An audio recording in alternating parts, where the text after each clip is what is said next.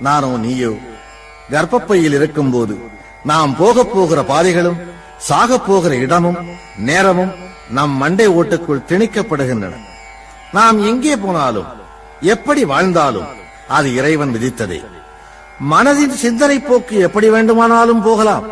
ஆனால் அது நடப்பதும் நடக்காததும் நம் விதிக்கோடுகளில் அடங்கி இருக்கிறது. ஊழிற் பெருவலி யாவுள மற்றொன்று சூழினும் தான் முந்துரும் என்றான் வள்ளுவன். ஊழ் என்பது பூர்வ ஜென்மத்தையும் விதியையும் குறிக்கும். பூர்வ ஜென்மத்தின் எதிரொலியைக் கொண்டே அந்த ஜென்மத்தின் விதி நிர்ணயிக்கப்படுகிறது.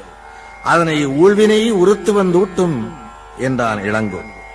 போன ஜென்மத்தில் உன் விதி பாவம் செய்யும்படி விதிக்கப்பட்டிருந்தால் அதற்கான பரிகாரம் இந்த ஜென்மத்தில் எழுதப்படுகிறது.